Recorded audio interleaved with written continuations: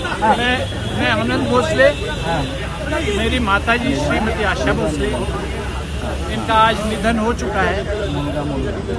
कल सुबह 11 बजे वो जहाँ रहती थी कासा ग्रैंड लोअर परेल, वहाँ पर जिनको अंतिम आनंद भोसले दर्शन लेने हैं वो आप वहाँ आइए।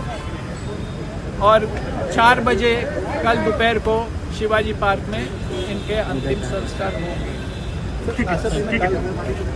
पूरे भारत के लिए और विश्व के संगीत प्रेमियों के लिए बहुत ही दुख की बेला है।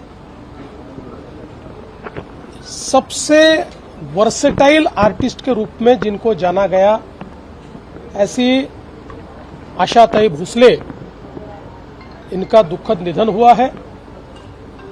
भारत के इतिहास में उन्होंने जो संगीत की सेवा की है, मंगेशकर परिवार ने जो संगीत की सेवा की है, लता दीदी के रूप में पहला सितारा, पहला तारा लुप्त होते हमने देखा, और आज संगीत का दूसरा तारा भी लुप्त हुआ है।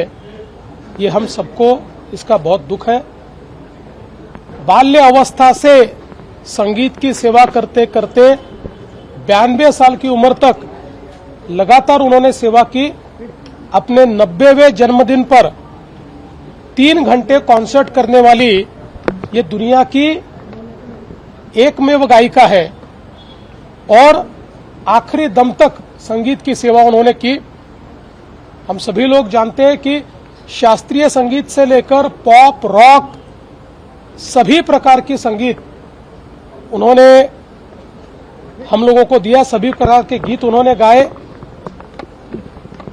विशेषतः आर.डी. बर्मन जी और उन्होंने संगीत को एक अलग जोन में पहुंचाने का काम किया। और ऐसी कोई भाषा नहीं है भारत की जिसमें उन्होंने गाने न गाए हो। 12,000 से ज्यादा गाने 20 से ज्यादा भाषाओं में उन्होंने गाए। इस प्रकार की एक गायिका कि जिनके सुरों में परमेश्वर बसते थे, उनका चला जाना ये भारत के लिए, हम सभी के लिए बहुत बड़ी हानि है।